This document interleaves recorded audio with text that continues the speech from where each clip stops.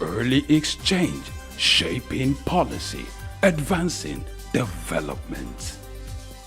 Glad to know you're still there with us. And now to our big story for today, which is to look at youth entrepreneurship in Africa. You're aware that Africa is far becoming the bride of all continents now, and the drive to that is youth entrepreneurship. According to a survey done by the African Development Bank, about 22% of the working age population in Africa are entrepreneurs. But the question is, how will this reposition the continent for a better performance and for it to have better economic growth, as it's also been projected that by the year 2050, Africa's population is going to increase to about 2.5 billion. But what will be the role of entrepreneurship in all of this? Let's bring in our guest today who joins us virtually. We're being joined by Semiye Michael, who is the Executive Director, Dean Initiative. Glad to have you joining us on LX this morning. Thank you so much. Good morning. And it's amazing again to be with you on the platform. Thank you so much. It's always my pleasure to also host you, and good to see you again. Now it's time for us to talk about entrepreneurship. It's Friday, so what a good time for us to have this kind of conversation. Let's start with the statistics provided by the Great. African Development Bank, and I would love you to react to these statistics. According to that survey, you have 22% of the working population in Africa who are entrepreneurs. What does that suggest to you about the level of entrepreneurship in Africa? And then in your own assessment, what will be the trend when it comes to entrepreneurship in Africa? Would you say Africa is catching up with the trend, even though there are challenges? But what would be your assessment of the level or the disposition to entrepreneurship in Africa? Okay, so I think we must be kind of excited, sort of, because truthfully, there has been an improvement, and young people in Africa before now, even now, have continued to show a real kind of resilience in their, patriotism, in ensuring that they come out of the obvious challenges in Africa to lead some of the smartest ideas that, innovate and curate a sustainable economic development for themselves and for the continent. And we have seen with the spirit with which young people in Africa are creating business, dynamics, inventing, some of the most challenging business innovations that people would not ordinarily believe can excel in this part of the world. Given the economic circumstances and the opportunities that exist, access to finance, access to, basic infrastructure, access to, innovative technologies. The young people in Africa have shown that if given, the right, environment, they will thrive and compete favorably with their counterparts around the world. Looking at the statistics, for me, I would have even expected that the number goes higher than that. The number of young people in Africa that are striving to invent their own businesses and make life meaningful for people across the border, they are increasing on a daily basis, and it is something that worth celebrating. All right, let's make a reference to the recent Hamburg Sustainability Conference, where it was spotlighted the need to promote entrepreneurship in Africa. Now, in the course of that conference, African Development Bank read out its plans to promote entrepreneurship in Africa, most importantly, to also encourage women to go into entrepreneurship. But let's look at factors responsible for the high interest in entrepreneurship in Africa. in recent times, we look at in the last 5 years, the statistics has improved. Now, what do you think is fueling this interest in entrepreneurship in Africa? And how can it be sustained, looking at the fact that Africa is being repositioned to do better by the year 2050, given the statistics released earlier that the population is expected to have an explosion, which will grow to about 2.5 billion in the year 2050. Talk to us. What are the factors fueling the interest in entrepreneurship in Africa in recent times? So basically, the youth demographic has been, uh, carelessly managed over the years. There is a reality the African leaders have ignored, that we are the way the population of the young people grows in Africa is not, because we do not have measures to control, our population growth as, compared to some other part of the world. And even though the population of young people is expected to have become a strength for our emerging market, but it also has become a threat because of the decline in access to quality education, because of a decline in the even, opportunity distribution, growing margin of disparity between, the extremely rich and the poor, and the political landscape that favors the politicians using this youth population for political, machineries and opportunity. But at the end of the day, we've also seen the deficit increase in insecurity. Taking West Africa, for example, the population that will have become an economic bulge for us has also become a security threat. We've seen increase in banditry. We've seen increase in terror acts. We've seen, cyber insecurity. Young people are now becoming obviously restless because the economic opportunity for them is shrinking.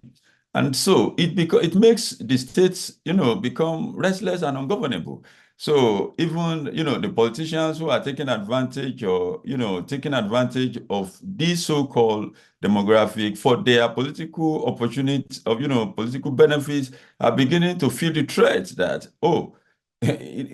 after election, we will wait for another 4, years for another election. What happens in between is making our political landscape ungovernable. So it's only wise for them now to rethink the model across board to see, okay, we need to look at how to get these young people, busy to also meet up with their, global counterparts. And that just explains in one aspect why there is a resurgence or there is an increased interest in investment in youth, entrepreneurship. And don't forget, the African Development Bank has, a statutory mandate also to research and look into how to drive economic growth, in the African borders. And the easiest and the quick win for them to concentrate is to see how to,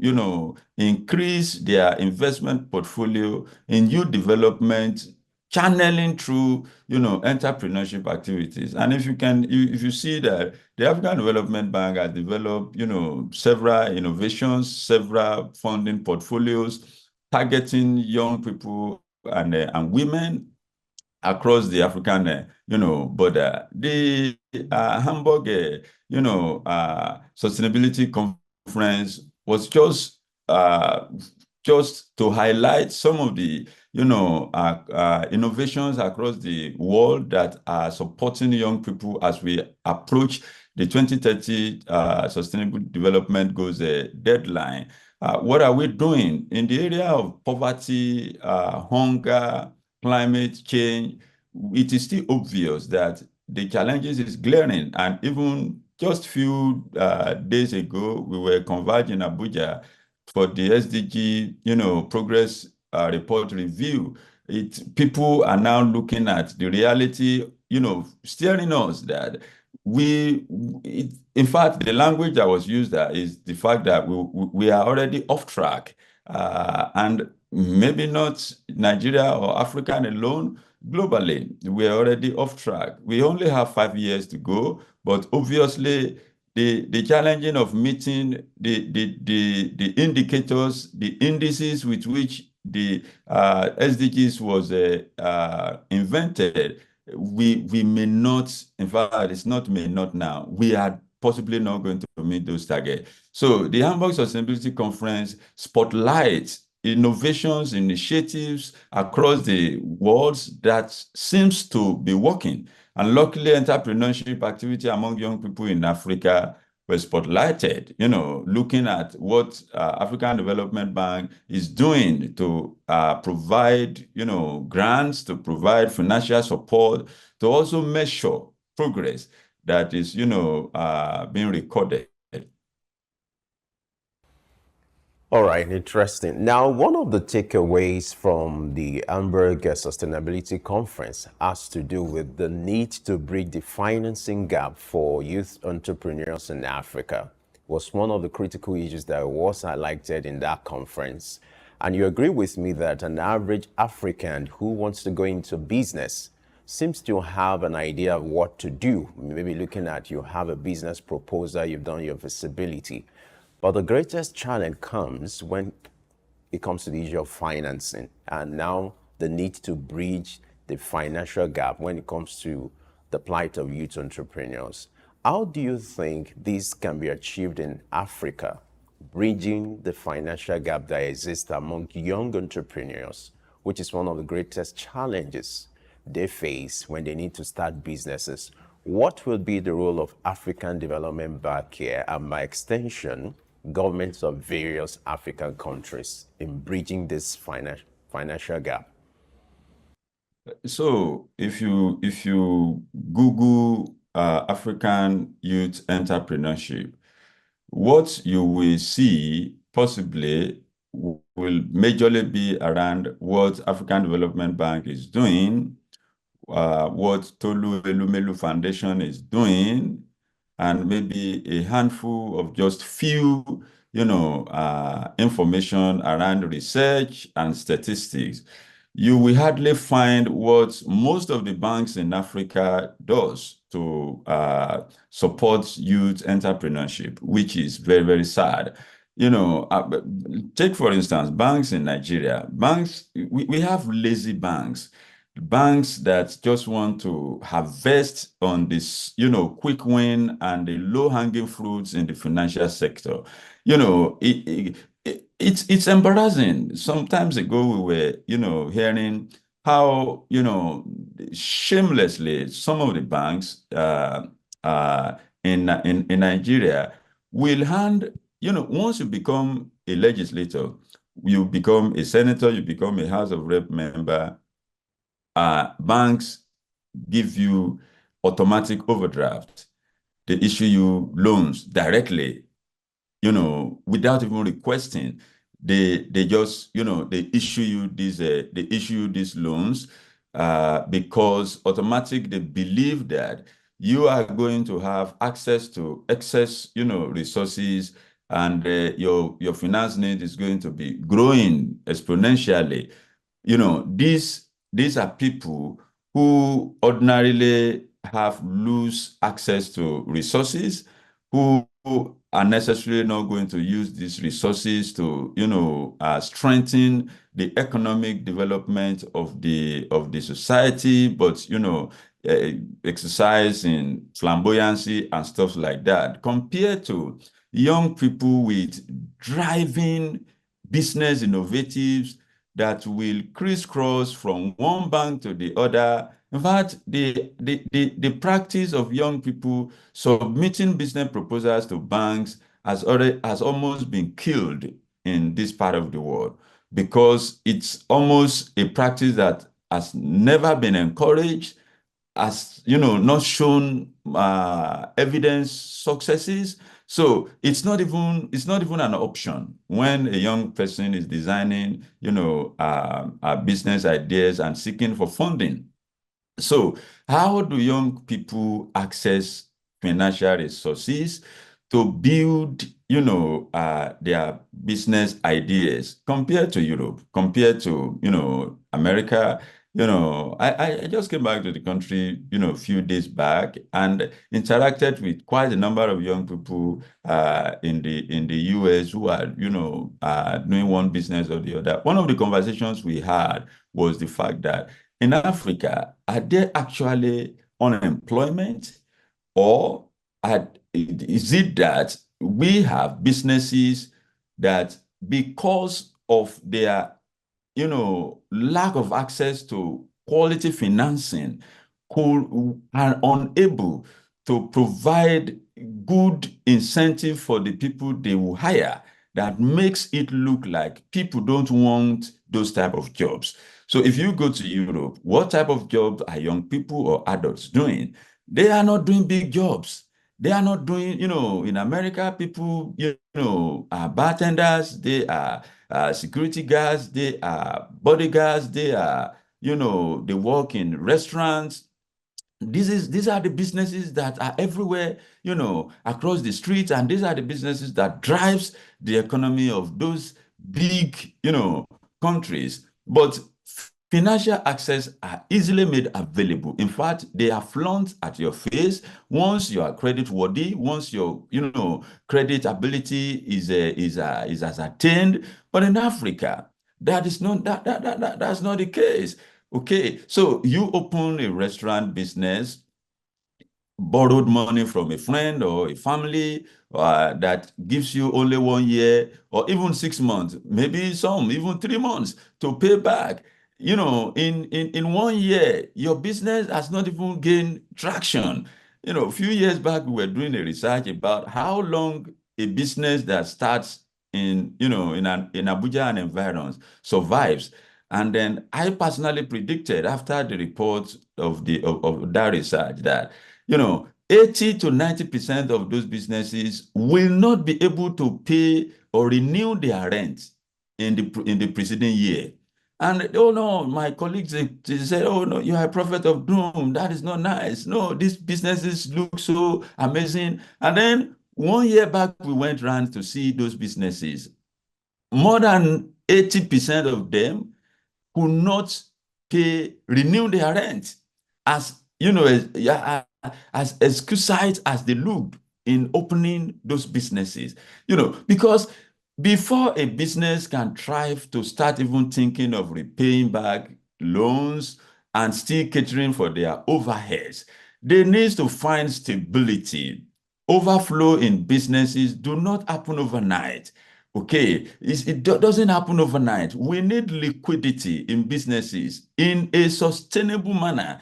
Let's start to think that maybe in the first 5 years, they now start finding their, specialty in the market sector they are even operating within, before they now even start thinking of how much can we now start saying we want to separate for the loans that we've taken, and then to also break the margin of sustainably paying their staffs in such a manner that they will have respect and loyalty, because expertise in business is built over time. When you have staffs that you invest in, train to master the delivery of the kind of business you do, but unfortunately, because you cannot pay them well, they continue to seek other places where they are going to work. And someone that have spent like 5 months, 6 months, 1 year with you, that have mastered the art of your business, and suddenly leave because you couldn't pay him, and then you are going to bring another, people that will start from the crash.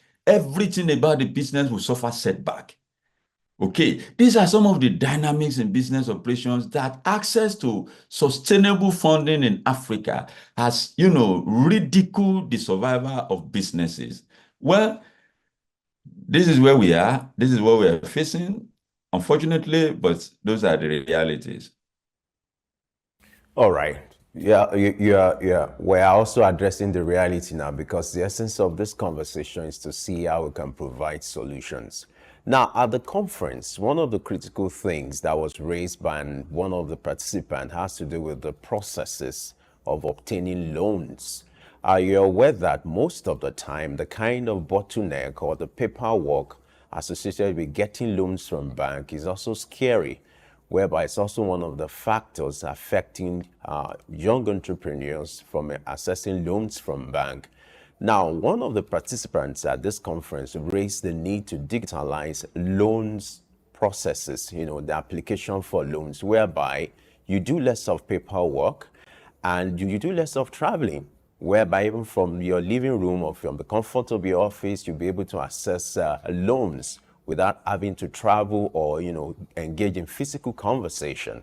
Now, how do we overcome this challenge, looking at the bottleneck associated with getting loans from bank, which is one of the issues that was raised at this conference, and one of the things, hampering the growth of youth entrepreneurship in Africa? What's your take on this, looking at the concern raised by one of the participants at the conference? There are many sides to this as well. You know, there is a behavioral, side of who we are as a people, in this part of the world. So, so many times, maybe banks have some ideas to fund youth innovations. But the truth also is how our society has built its culture and practices. So there's a research of why young people, deviate in African society. And the conclusion in the pattern of behavior is what we see the society breed and leadership, what it breeds. So because people who have money as often flaunt the money in the face of the people in the society, there is an unethical drive within an average young person in Africa to wanting more than enough. Okay, so it's a culture in Nigeria, for example. Once you feel a little comfortable, you don't carry one phone. Even if one of your phone have two SIMs that can cater for alternative networks, you still have two phones. Ask us legitimately the justification for you wanting to carry two phones. You will discover that there is no legitimate justification for it. An average person in Nigeria who is doing well will not just want to have one car. Okay, so you see, you open someone's gate, you see two cars, you see three cars.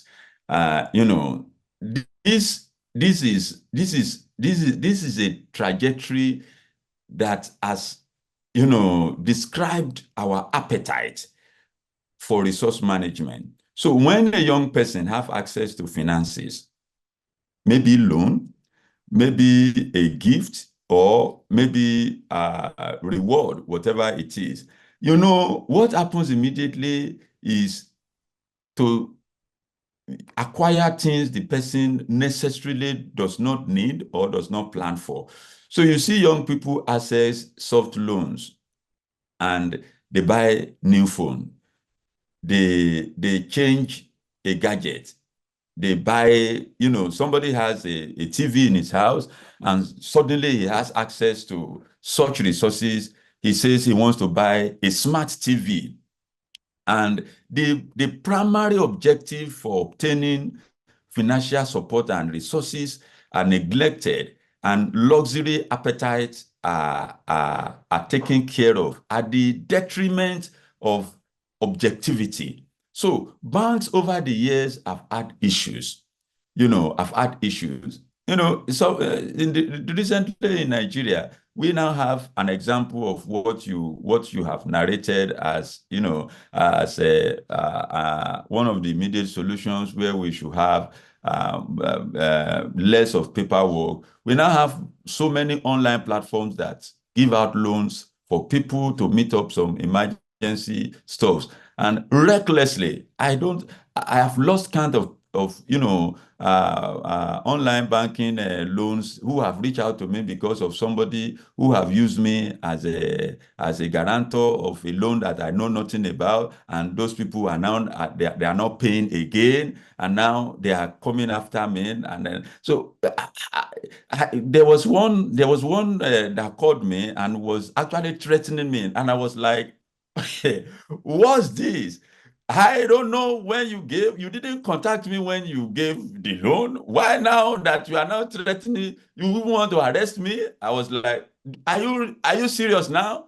But this describes the attitude of who we are as a people.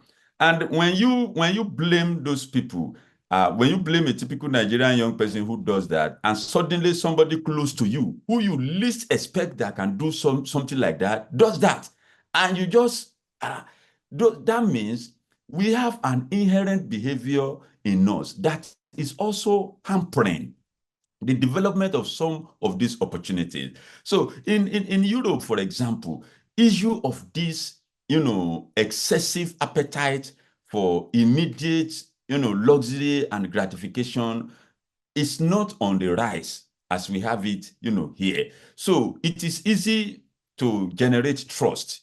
It is easy to manage trust. It is also easy. It is also easy to, to handle some of these exigencies. But in Africa, we have these issues, and that is why so many ideas or solutions that comes up from the West, from US, as ideas that are working. When you bring it here, you will suffer some kind of a shock and surprises if your business didn't pack up at the end of the day. So we need to also address some fundamental issues that are choking us as a people. People don't just want to be okay in Africa. They want to be recklessly okay. And that is part of the problem we are facing. So someone who genuinely needs resources to fund a business, and when he explains to you, you are convinced, this is a viable business, but then you give him resources, and suddenly everything his life has never needed begin to flash around in his face, and that is the first thing he's going to concentrate on, at the detriment of something that should have built him and enduring resources that would later cater for those things. So those are big challenges also that are also undertone. Why we are criticizing some of these, let's say, short-sightedness by financial institutions, we also must find a way to mitigate the reality of human behavior that has also faced us. All right. I got your point. You seem not to be optimistic about, the prevalence of digital loans in Africa due to the behavioral pattern. I am I understand optimistic. your sentiment. I am concern. optimistic. But let's leave that. Let's get back to another aspect of youth entrepreneurship in Africa, which has to do with women. Recently, the African Development Bank approved a sum of $1 billion, as a form of loan to like 18,000 women who are into small businesses. Now, in terms of creating the right incentives for young women to go into entrepreneurship or into business, what would you expect this time around, given the fact that you have a goal by the year 2030 to ensure that you tackle hunger and poverty, and the women or young women entrepreneurs are supposed to also play a role in these? How do we encourage young women to further go into business, given the example by African Development Bank? How can that be replicated by other nations and other agencies to ensure that young women are given the right incentives to go into businesses? Yeah, and to be honest, it has also proven very productive to fund women-led initiatives more than men, because statistically, SMEs led by women have succeeded more than SMEs led by men, especially those that cater for household, household survivor uh, uh, in Africa. Yeah, and that explains why even in the US, there has been is consistent provision for microloans for women in Africa, because it has proven to succeed far more better.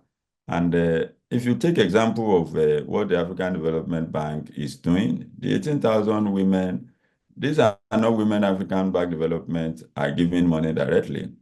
These are women that benefit from the African Development micro support that they give to women-led fintechs, business innovations that also, grant women in their networks financial aids. We have few of them in Nigeria who also are building women community. I know a lady who, in her own cluster, there are 2,000 women that she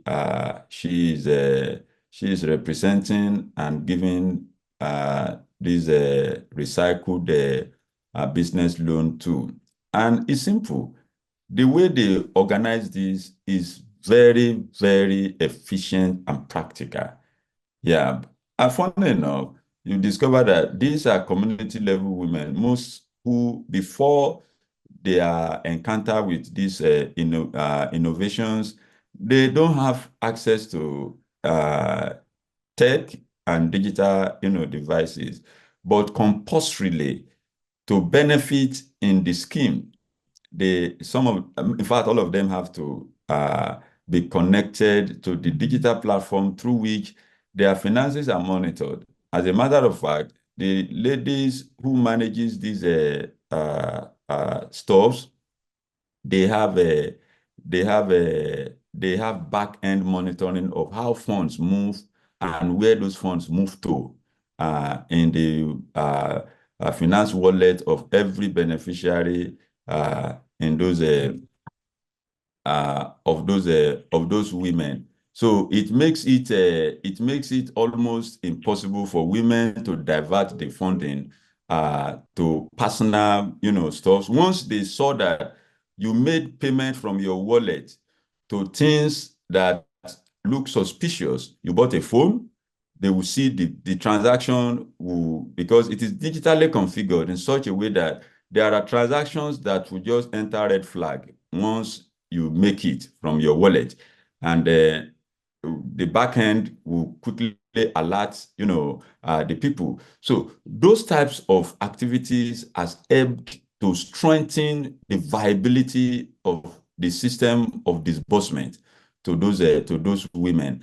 and it has taught them discipline and ethics of financial management. And I guess that's why the number is not that much. When you see 18,000 women, 18,000 women is not that much compared to the population of women we have that needs those kind of support. But the higher the number, also you need to figure the fact that the more complex and difficult it will mean to manage if the system has not been well, proven, tested to scale. So I think what the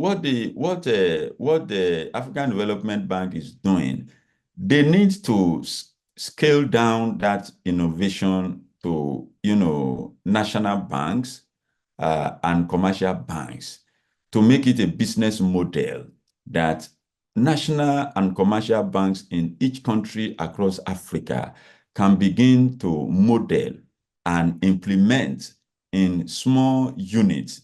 Imagine we have maybe like 20 banks or 20-something banks in Nigeria that will also have a portfolio, a funding portfolio to do something similar towards the African Development Bank is doing. So African Development Bank is doing maybe 18,000, and we're going to have, units of bank in Nigeria that will do 1,000, women intentionally. And say we have national banks, Central Bank of Nigeria, who will also do, something like that. Central Bank of Nigeria has often, put out this type of intervention too. But when you look at the process of assessing this money, they are not transparent. One, they are not efficient. Okay, it becomes, political handouts that does not address and meet the direct needs of the beneficiaries. So what the African Development Bank is doing is classic and is tested and proven to be delivering results. At least I know how it works on the field, because I have women who are custodian of some of these initiatives, and know women in their networks who I was in Lagos a few weeks ago, and hosting one of the women who is a distributor of some of these funding opportunities. And so I believe African Development Banks should teach this model to national banks and commercial banks, and it should be replicated. And young people should have faith in their continent. And while we continue to work on our education reforms to begin to instill value and decency and ethic in their curriculums, so that we build a society where trust is easily assessed and dispensed, and financial institutions can have less to worry about in recouping loans that are not outright grants. I think that will work. All right, nice submission there. Now let's look at the role of mentorship when it comes to youth entrepreneurship. You're aware that you have NGOs, individuals in Nigeria that are floating that kind of framework to encourage young people. I don't want to mention names. You mentioned one earlier, talking about people who are having foundation to promote entrepreneurship. Now, how do we expand this kind of network, creating the right framework for young people to take the advantage of mentorship when it comes to the issue of entrepreneurship? What will be the role of individuals, NGOs, and even private organizations in creating this kind of framework for young people to grow or feel the impact of entrepreneurship when it comes to mentorship? Yeah, it's something that can work as well. Mentors just needs to know that there are differences in landscape and demographies. There are, based on behavior and orientation, mentors needs to know that it takes hard work to build a successful human being. Because most times, one of the frustrations of mentoring is the fact that you see yourself as someone who is investing in maybe a young person or a group of young people, and you want them to be grateful. And in being grateful, you want them to do everything and come out with a clear result. Unfortunately, if you are mentoring, let's say 10 people, maybe immediate result will come from maybe one, and 8, 6, 7 of them might just be wasting your time, and that can really be frustrating. So mentoring also require that mentors know that it takes hard work to be a successful mentor. It takes hard work to be a successful mentor. because orientation differs. And sometimes people you have in mind that you are supporting, you are helping, they don't see it that way. Some of them even think you are using them. Some of them think you know, you are taking advantage of them, because the discipline it required to maintain a mentor-mentee relationship is painful sometimes. It's like a coach and a player on a pitch. The business of a coach is not to entertain the pain of its player, but to ensure that the player excruciatingly delivers. At the end of the day, it will be for the benefit of the player. So most times, we need to find a community of mentors that will also be dogged, will be patient to go through that, because it works. When you have walked through some level of life, God has helped you. It has made you a practical example whose idea now can be replicated in other lives.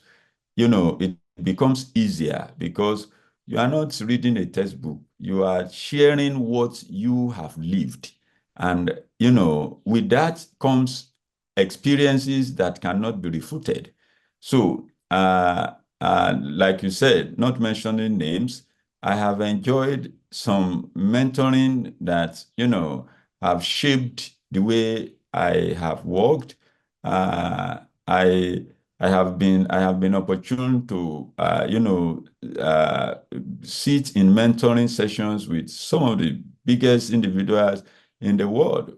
I have been invited from Nigeria to US to UK to Germany to meet some real good, great people who took time to share their journey. And also after that, they share resources after they've known that this one, based on the mentoring sessions, has proven that they can be trusted. So sometimes, most of the times when you see a lot of people, these big people sharing their stories and bringing some people, maybe they take like 20 people and mentor them and share resources with them. Go check after 2 years. Maybe only 3 out of these 20 will still have remarkable, progress with what they have received. That means mentors also have their pain. It's just that they know, like the scriptures, spread your bread upon many waters. You never know the one that that will work. So it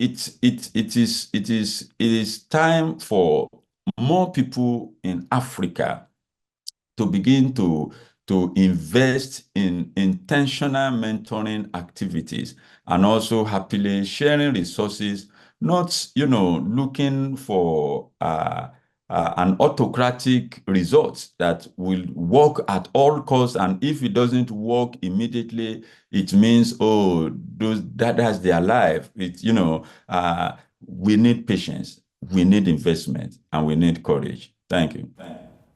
Okay, what a way to wrap up this conversation. We need patience, we need investment, we need courage. What a kind combination. And let's hope that the right set of people should come into this space when it comes to the issue of investment to promote youth entrepreneurship in Africa. We'll take up the call and wake up to the responsibility. We just have to leave this conversation here, and we must thank you for sharing your thoughts and your time with us on Early Extinct this morning, looking at the plight of young entrepreneurs in Africa and what can be done to improve their performance. Thank you so much for your time and your commitment this morning. Thank you.